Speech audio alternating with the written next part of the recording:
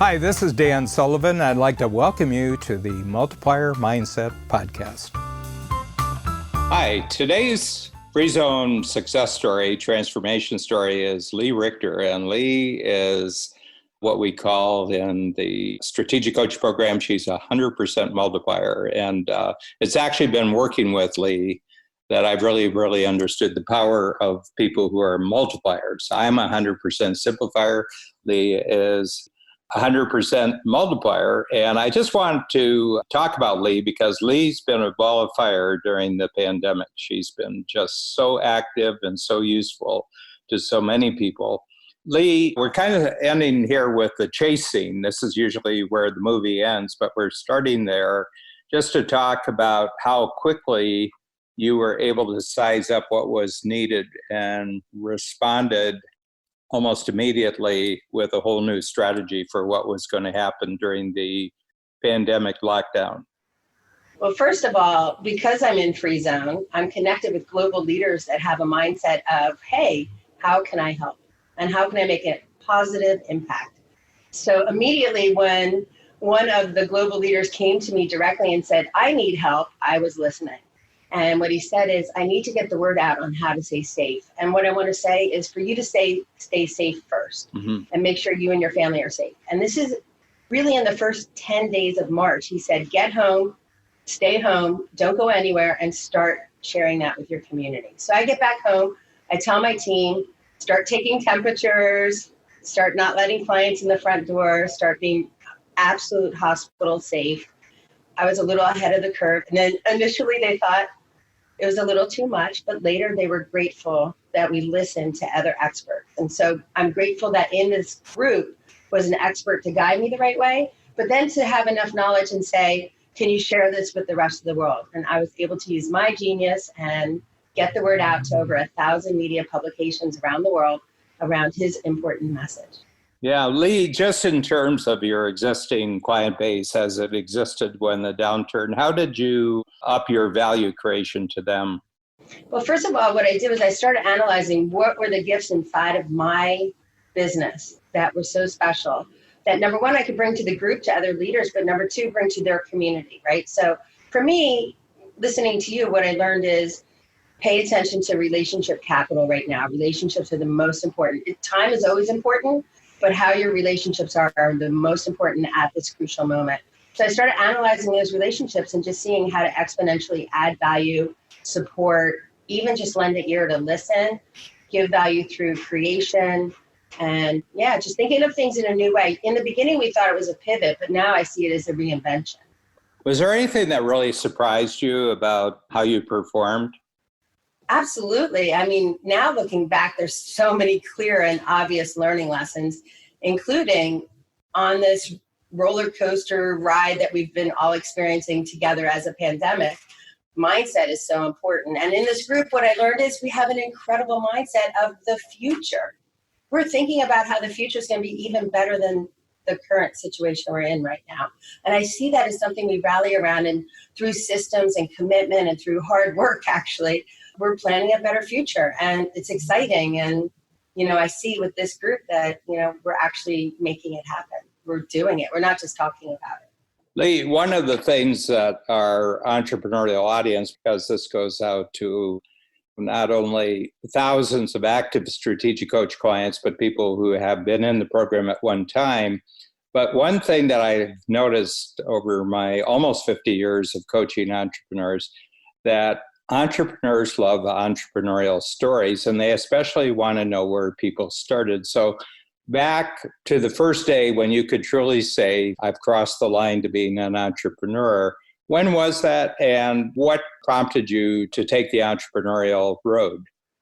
That is such a universally well-stated question, because all of us need to think about that pivotal moment where we're like, yes, I am absolutely an entrepreneur.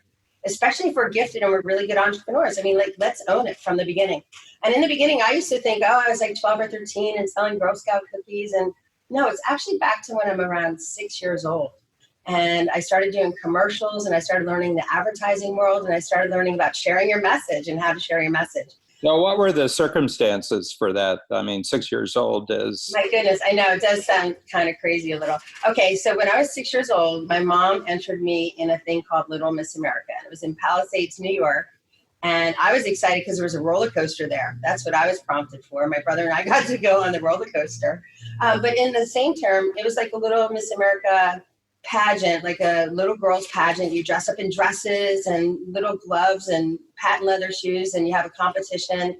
And the judges are talent agents. And so I ended up in the finalists, and I got a talent agent that scooped me up. His name was Dick Miller. He was on the cover of TV Guide at the time, which was really big, bigger than Instagram in the moment, was TV Guide. And here he was, like the number one, I used to wear a little button that said, I'm a Dick Miller kid.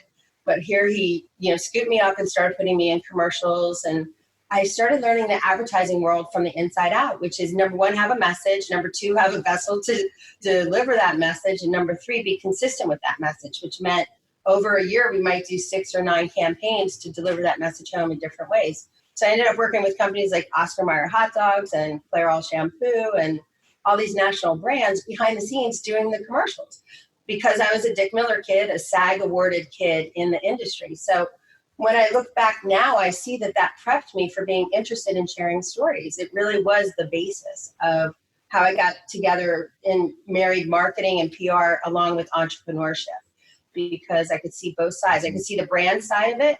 I could see me as the participant and the consumer side of it. And I could see, the creative side of it, all of it from the age of 6. So now I interpret it differently, but I see it was a good education in the beginning. So with that sort of consciousness that you had very, very early, did you then choose different kinds of experiences to give you different kinds of training? Absolutely. What I learned is my friends had interesting parents who had a lot to share, and they loved being mentors. And so by hanging out with my friends in high school and hanging out at their houses for Sunday dinners, and one of them, her dad was I think he was a 4-star general at the time. I remember him getting a 4-star general award, but I was, in 10th or 11th grade, that perspective, looking up in awe. And I'd be like, can you teach me things? And he taught me how to read a Wall Street Journal, and he taught me the basics of business. So what I learned from that was I could look up to people as people and ask them what was their genius and to mentor me. And they always said yes. And so I would consume whatever they wanted to teach me. And I think they had pure reason in mind. It was going in a way that I felt like I had a charmed life and could believe them. Let's put it that way. Mm-hmm. Okay, and then what was the story as far as, education, college, university? What did you do then? It's so funny that you and I know each other so long, and this is like such a genuine first time we're exploring some of these questions, but thank you for being interested. I will say it's fun to share my story in some ways because I'm discovering some of it recently as being integral and important in my life. And part of it is because I'm looking at the questions I'm learning from you and the group, which is why do I do the things that I do? And when I look back, I'm seeing I love telling people stories. I love understanding journalism and English and understanding how to tell them in an impactful way. I call it a real story, REAL. It's real. I can identify it. It's important. And REEL, it's worthy of sharing. Mm-hmm. And so when it makes that grade and goes through both of those and I see like it's worthy of sharing, I go to someone like Nick Nanton in the group and say, okay, Nick, what do we do with this? I look at the other talent in our group because I trust the other talent. They're speaking the same language. They're doing the same work. They're having the same intentions, which is to add value. And they could see value and create value. So if I go to other talent in the group, then all of a sudden I could take my idea and the access to talent I have and then multiply it with the talent somebody else in the group might have, and then what could happen from there. So that's what's happening to me right now, is it's multiplying in popcorn style. You and I laugh about popcorn in the group, but for me, it's more than just the physical popcorn in the group. It's the opening of popcorn style that ideas can come in and it's okay. Mm-hmm. I can have them all come in and I can figure out which ones work best for me and the team and move forward with it.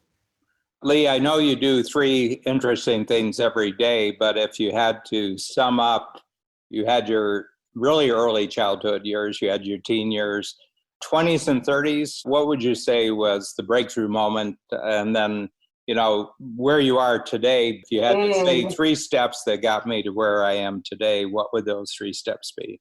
You know what? I'm so glad you asked me that question because I appreciate you and I appreciate the most talented Babs on the entire planet. And I'm a big fan of Barbara Streisand. So for me to say that, that's a really big deal.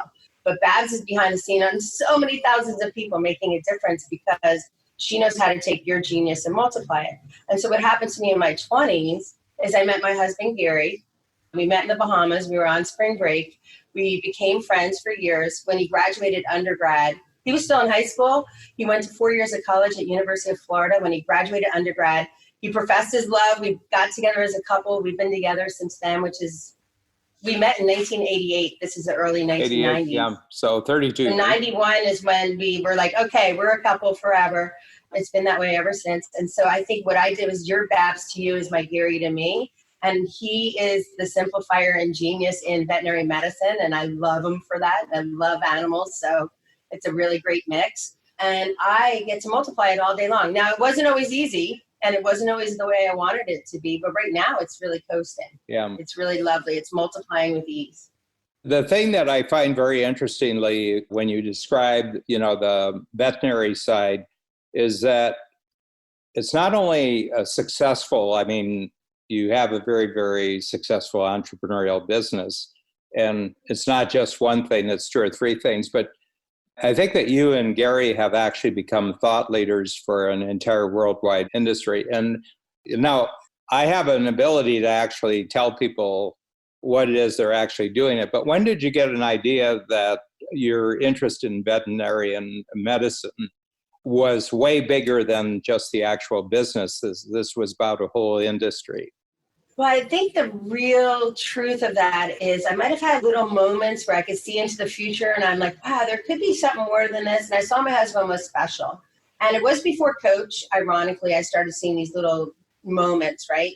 And then I started seeing veterinarians coming to us to have Gary be their veterinarian. And I'm like, they could go anywhere. They know anyone. And they're picking us. And they're letting me know how special. They'll handwrite notes and they'll be like, just so you know, your husband, Gary, is 1 in a million. And in 2008, when the markets went down, our veterinary hospital was just booming. And other people in the industry would come to me and ask me, like, how is yours so busy when ours is hallowed halls? And I'm like, it comes back to those relationships, right? So he let me do my job. In our company, when we did take a transformation over into saying we're going to do this together, we 100% did 2 things. Number one, I was one clear leader. I owned 51%. He owned 49%. He's like, I have no ego in this. I just want a great job and I want to be able to bring to the community something of value. And I defer to you because I trust you, right? It's the Babs of everything. He's like, I just want to show up as the talent and be a veterinarian. You show up and want to be leading a coach session and be a coach, right? And she lets you do your job because she does everything else, which is the hard mix of it. It's friggin' the hard work, right? But she's a genius. And Gary let me be in my genius. And he really trusted me. And we had some hard conversations. It was never, ever a year that went by we didn't learn things and level up and have harder conversations. And then a couple times I'm like, I love you. And right now I don't like you. And it's not because we're like politically talking opposite, because we don't. We talk a lot the same politically. He might be more extreme than me as a vegan veterinarian who doesn't eat meat, doesn't wear leather. Like, he might be a little more extreme than me, but we think a lot alike and we don't threaten each other. So I will say we're in it. We have each other's back 100%. He still brings me flowers. He still texts me 5 times a day. Like, I'm very, very lucky. So that was in my 20s. In my 30s, I had a near-death experience where a charmed life turned really 7% chance of living, 7% chance of walking. He showed up for me every day, having Gary prove to be a good decision. At this point, it was nearly 20 years.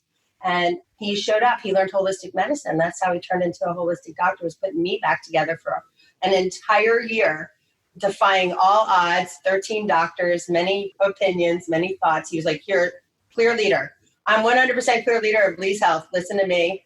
Because I was connected at Stanford and SRI, the CEO of the hospital knew who we were and basically said, whatever Dr. Richter needs, he gets. And from that minute on, he did mold everything. He had acupuncturists there, where hospitals never liked that idea of outside needles coming in. He's like, sorry, I need an acupuncturist every day. He had me on beds that were made out of magnets so that I wouldn't have to have pain medicine. And I actually, with 15 broken bones, both my legs, my arm, my back. Was this accident? In the accident in my 30s. With all of that, he figured a way that I could have holistic medicine and not need pain medicine by pill form. That's a miracle, right? So that's what I had in return. I stood behind him to share his story. He stood behind me to save my life. Mm-hmm. And so now we're doing both, right? We're ultimately up-leveling our life and sharing our stories. So yeah. What I learned along the way, though, was to pay attention to mentors. I mentioned that in my teens. In my 20s and 30s, I multiplied that. I got better mentors. And then I met somebody named Joe Polish. I knew somebody who knew somebody, right? I knew somebody amazing in my life, which is Jeff Walker, who brought me to people like Joe Polish. Brendan Bouchard brought me to Jeff Walker. It was his nice little knit community online, and I was interested in online. And by being in that community, I met Brian Kurtz. And Brian Kurtz was the first one who told me, you need to know Dan Sullivan and Strategic Coach, because he saw how I worked and how I needed systems.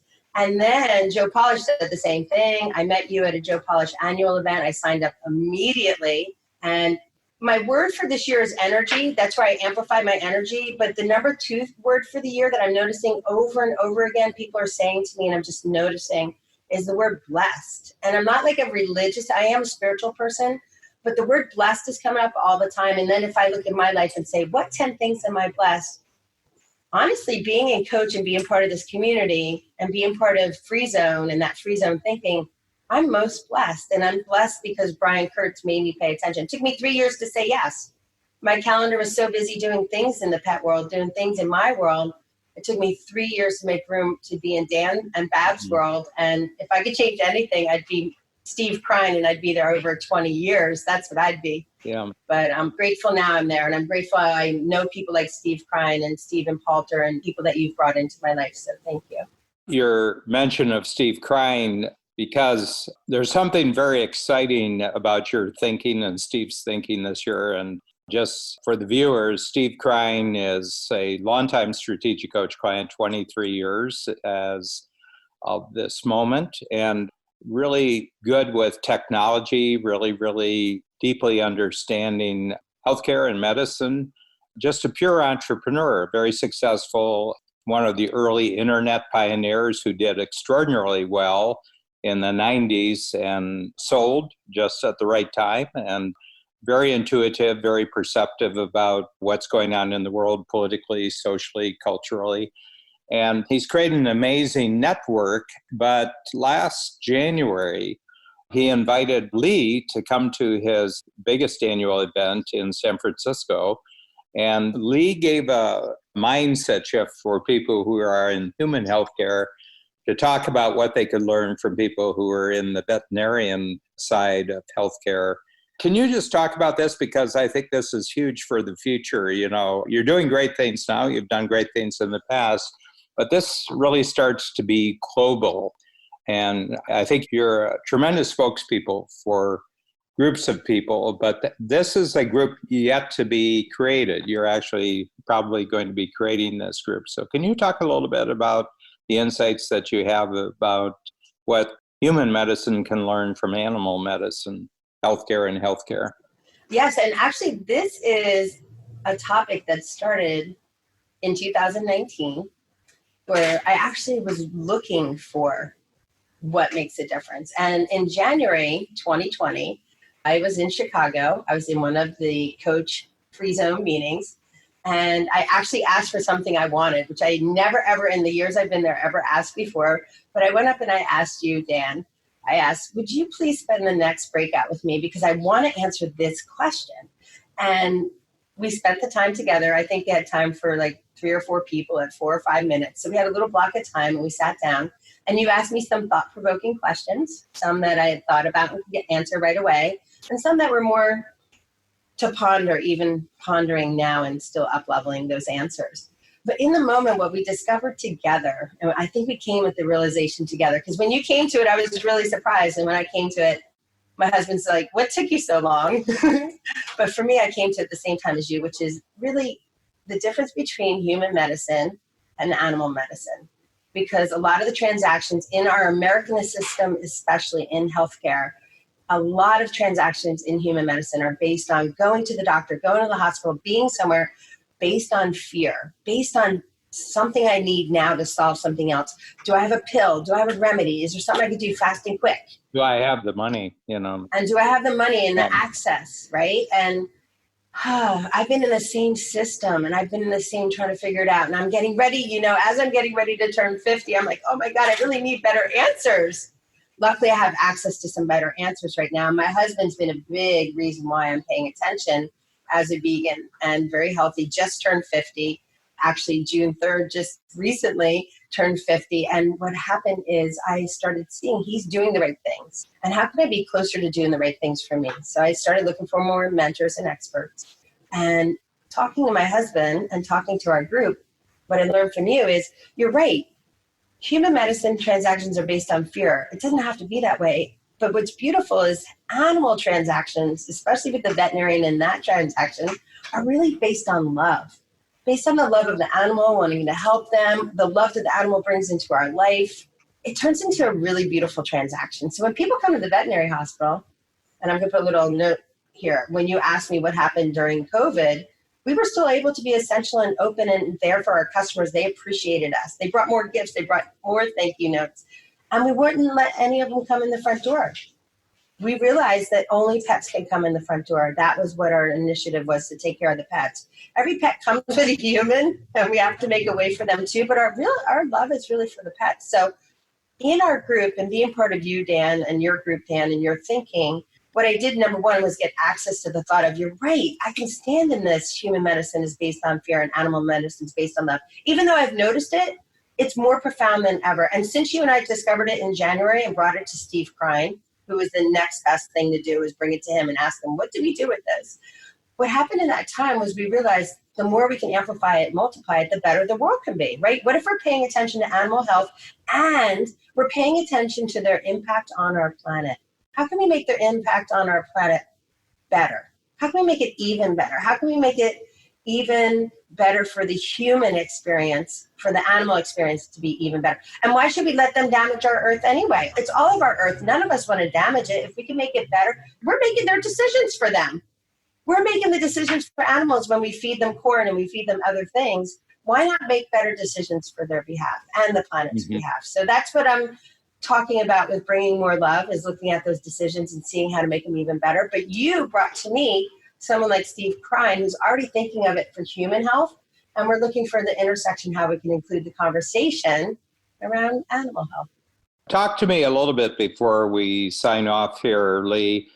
I believe the pandemic, and I just turned 76, so I've seen some crisis moments since the 1940s. I was born just before the Normandy invasion. I was born about 2 weeks before the Normandy invasion, and a lot of world-changing things happened in my childhood. But I have a feeling that the pandemic, so far, what we've experienced is kind of unique in my lifetime in this respect, that you could go anywhere on the planet and start a conversation with a stranger, and you could pick a topic of the pandemic, and the strangers would have a lot to talk about, how they responded and everything like that. And I believe it's the first time in human history that that would be true. There would be another moment that I experienced during, since the 1940s that had this. But one of the big things was the at-home experience for everybody. And I'm talking a lot about Canada, the United States here. One constant factor for a lot of people was at the home moment when they were home was their pets, and especially their dogs. And I think that there's been a fundamental shift of the relationship between humans and dogs that has happened during the last 3 months. And I just wonder, you're in the swim with this business, and all the who's who in the animal veterinarian world. But would you say it's significant, or it's just temporary, something that's happened here, or there is a real shift, and that this is going to create entirely new insights, entirely new capabilities in the future about the relationship, especially, I know, there's all sorts of pets, but a lot of it is with dogs. Can you talk about that? Absolutely. And let's dive a little deeper. When you and I talk about this, tell us the history of man and dog. Yeah. Well, I got very interested in this because I have a collaboration of longstanding with Peter Diamandis, especially the Abundance 360 program. One of the real things that Peter and his team are introducing right now is having teamwork essentially with software programs and humans having teamwork with artificial intelligence programs where they're actually constantly evolving and they're getting the benefit of you interacting with them and they're interacting with thousands and in some cases millions of other individuals. So 3 months from now, this software will be more useful than it is today. A year from now, it might be on to the next jump, the next version. Peter and I were talking, well, how do you establish teamwork with, it's not human, it's technological. How do you establish teamwork? And I got to talking about it, and he had me give a little talk on this at Abundance 360. And I said, we have a model for this, actually, and it's the greatest teamwork between species that we have any evidence of, and it's with dogs. As far as we can see, it's probably around 30,000 years ago. It was obviously a crossover from some wolf variety and humans. But, right now, just in calculating the number of things that dogs can do in teamwork with humans, it's in the 80s and 90 different things. And these are real separate skills, separate kinds of teamwork. And I said, so we already have a model for how to go about this. But I said, you have to understand that in that relationship, the dogs are zeroing on you to establish how the teamwork's going to go and how the relationship's going to go. And I said, I think we have to remember that when we're dealing with technological partners, that we're the ones to give the indication of what the purpose of this is for and everything like that. And Peter and I are not entirely in agreement with that. There's many perspectives and views. I was happy to actually make the statement for dogs, and I said, this is a phenomenal teamwork and we take it for granted. And they're straightforward. Dogs are really straightforward. Whenever I see people on the street, I don't have a dog, but I grew up with dogs. I'm a farm boy and I grew up with dogs, and we don't have a dog here, but I really take note of the dogs on the street. And I say, they're just about doing a good job. Yeah. That's what I notice about dogs. They're just about doing a really good job. I've kind of gone on here, but talk a little bit about this because I think it's very exciting. Oh, wait. I want to put a little side note on this. As a person who searches out best mentors, my best I can do for myself is learn about your thinking more because you're one of my mentors. So thank you for giving me that time and that input. And you and I have discussed a lot of that, but I even learned new things today. And I'm happy to share that with other people because I know how important it is to know, wow, wait, we've been around dogs for 30,000 years? What? I had no idea. And maybe I did know, but I know differently because I heard it from you in a relationship manner. And by paying attention to that and seeing, the question you just asked me is, how much of a pertinent change in our relationship are we having this moment? Based on our history, we've already had a lot of change. There are some things that have been said in the last few weeks that actually show me how big a change this is because according to Stephen Poulter and people that he's talking about, according to people that he loves, make sure you wash your hands, make sure you have PPE, make sure you're staying really safe. But yet they'll walk their dog outside, let them come in and jump on their bed. Why are we different with pets and let them get away with things that we wouldn't even do ourselves? Why are we even oblivious to it? Because we love them so much, we'll let them do these things to bring us more love. And so our relationship is heightened in love. They're very confused how they have us 24/7 because they've adapted. They might have a long time ago. They knew that feeling at one point. Maybe there's a few people in their 80s, 90s that actually have the luxury of being there with their pets all the time. Maybe it's a codependent relationship. We don't know, but what it is there's deep relationships with people and their pets. It's not always dogs, but sometimes with dogs it gets a little bit deeper. It becomes their family member. It becomes someone they trust, they talk to. They unveil themselves. They take off masks. They put on masks. They laugh. They dance. They can be 100% themselves and not judged. And so I learn these stories on a regular basis. And what I'm learning now is just like we abruptly came into this with 24/7 being together and falling in love, we now have to think about their perspective a little bit on how it's going to be to untangle and not be there 24/7 and them not feel alienated or upset or feel the change. Neglected. So being conscientious around even I've traded my dog and my daughter's dog, had them switch rooms so they could feel just changing their path a little and their routine. I've said to my daughter and I, let's just go for a ride in the car for an hour just so that they can have time in the house alone and they know we're coming back again. So we had over 80 days at home. She's been home 24/7. She's only been out of the house 3 times. And we took the dogs in consideration each time we left. And when we came back, they immediately became glued to us. So we could see that there's a difference. So I think because it never happened before, we're all learning this together. Mm-hmm. And what we need to do is share best practices and find ways that can help us have a resource page and share things that we're learning along the way. Like, should they have music in the house? Like, there's a company called Whole Tones, WHOLE, Whole Tones, that creates music for pets to help them. So when they have separation anxiety, they at least have this message coming through to help soothe them. So self-soothing is what we learn. One of the damn messages that I got recently when you mentioned the 1940s and what you've learned, one of the things you recently said is, how much have we developed coping skills? So one of the things we have to think about with our pets too is we're teaching them the same coping skills. It's not just us, our kids, our grandparents, our parents. It's our pets too. They need to learn coping skills too. Let's include them in the conversation. Yeah. Lee, I met you really and became more frequent was the Free Zone program, and you came in the Free Zone. It's a work in progress and it evolves, and we're just beyond 3 years with the program.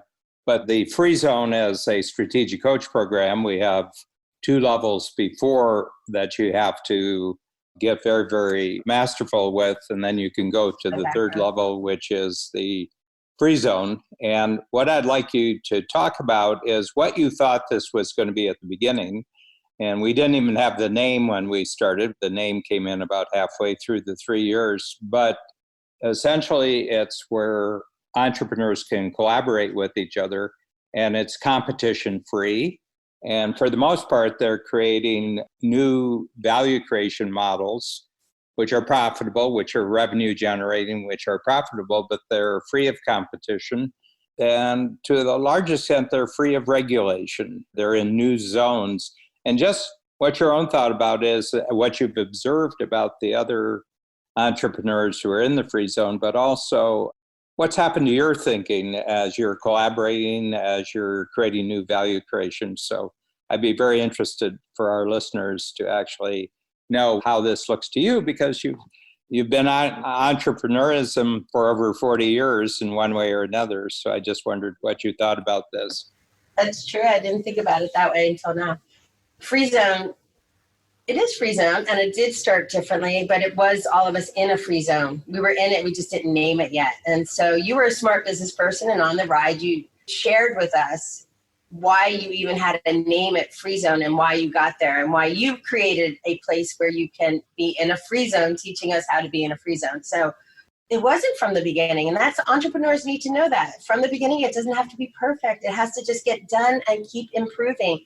I share with my team, look at it now, and how can we make it 10% even better? How can we make it 1% even better today, but 10% in the next quarter? How can we look at it and just improve it a little micro doses, right? And then when I looked in our group, number one, I was honored that you asked me to join the group. And then after I joined the group, which there were just about 33 of us that joined, Lisa Cini was the only other woman. So Lisa and I are looking at each other like, okay, I don't want to say we're token women, but how are we the chosen women? Okay, we're lucky to be in here. Let's stick together. Let's figure this out. Why are we the ones that they brought in? And the very first meeting, you did a couple really cool things. Me as a multiplier, you and I talked about gifts and the feeling of someone receiving something special. On the first day, you had a big box with gifts in it, including a way for us to take our notes on our Apple and the way of being connected and thinking your thoughts and some books. And that was very thoughtful. I liked it. And maybe there's some simplifiers who didn't get it, but I loved it. The other thing I noticed is that you started putting us together as a group and what's the same about us. And you did a thing called print before we were there. And what you noticed was out of 72 combinations, majority of us had 4 of them as our first or second or both. And because we were so much alike, you hand selected us and put us in the group to begin with. And what this did was validate. It gave you evidence you were on the right path, and it gave us evidence that we really knew each other. From the beginning, you created a safe place. So you gave us evidence that this was everyone credible to actually be real in the group and share a story and be vulnerable. So 50% was learning, just like all the other groups, everyone is learning, right? Well, 100% of what we're doing in general coach group, 10X or any other, is 100% learning from Dan and the other experts on learning. Whereas this one, we were learning from the other people in the group as well. And that was the extension. That was the thing that was really the big difference, but also the secret sauce. The secret sauce in seeing what do we need to pay attention to? What's our DOS, right?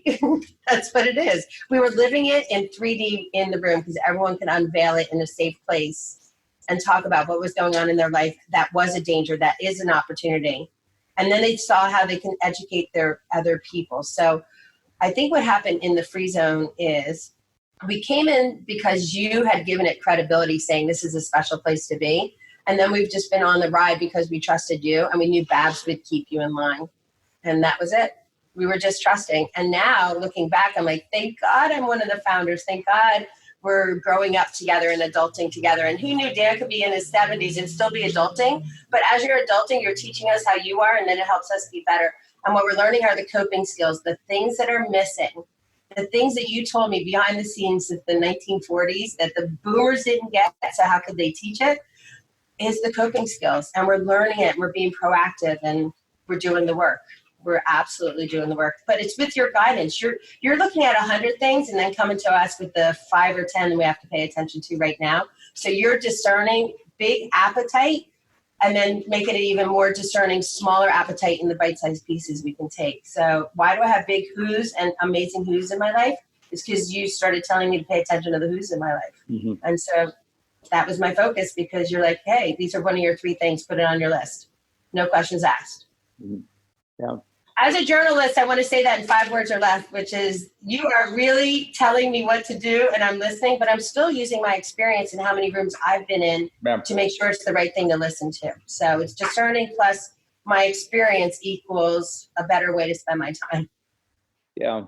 Well, it's put me in the steepest learning curve of my life. So I was telling people that since my 75th birthday, so I'm just a year past, I said, I think the last 12 months have been the steepest learning curve of my life. And it wasn't about me having, to master things so that having anything to do with a strategic coach company as such, but it was just that something really great is happening here. And I just want to take my coaching skills and take my conceptual skills up to that every time we meet, that something new is gained for them as individual entrepreneurs, but also as part of a really unique community. It's an amazing community.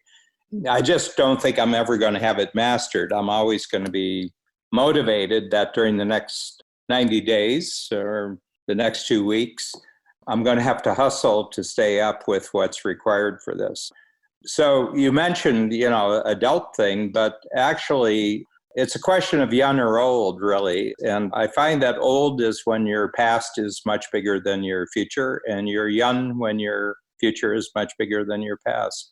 And I think that happens in our brain, but I think it happens with our hormones. I think that we stay young physically if our ambition and our vision of the future requires us to be kind of childlike. We're kind of learning. And I just want to ask a question because it's kind of an entrepreneurial meme. And I said, it strikes me after coaching entrepreneurs for almost 50 years that entrepreneurs are the individuals who are closest to who they were when they were 6 years old. And you told the story about the 6-year-old Lee. And I just wonder how close you are that you feel right now to who that girl was that applied for the Little Miss America contest.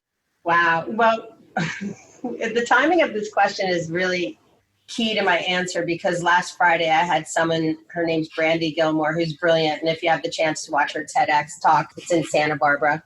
She's absolutely amazing. And she's a PhD that's doing work at USC on brains and capacities. And what she had me start doing is looking at stories from that period of time. That's why Little Miss America was on my brain and that period of time. And she had me investigating stories from when I was younger and looking at the ending of the stories. Like when I tell the story, where's the peak where I feel the most loved?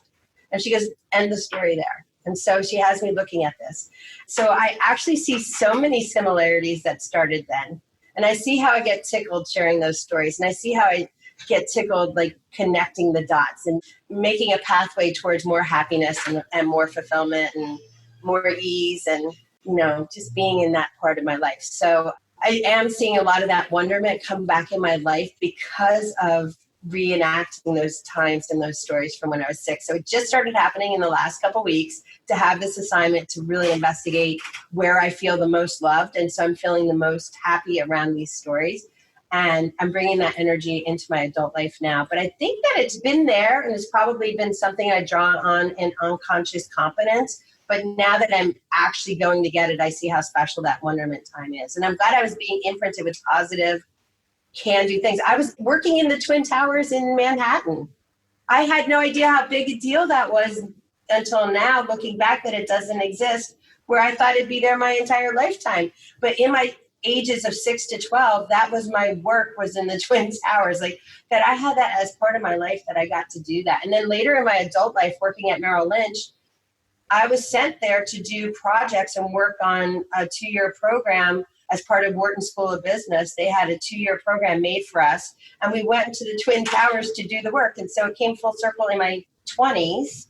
And now looking back, I see how it gave me also a brighter future.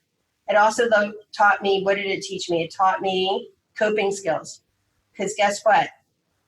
When those Twin Towers came down, it was real to me. And I did have to get to the other side. And I did have to have a story that empowered me to have a bigger future. Yeah. So it was personal. So that's the through line, is that each of those is basically, as Nana would say, it's a room that you've been in. And later you can draw on that attention of what did it take to be in that room, navigate that room, and get out of that room the best you can be. And draw on that attention and that experience. So thank God that at age 6, I had a good experience to draw on. Thank God. I'm really grateful for that. And right now, that's literally become a focus because of my assignment. It's not something I always have on the top surface, but it's there right now. Lee, thank you very much. Thank you. I feel honored.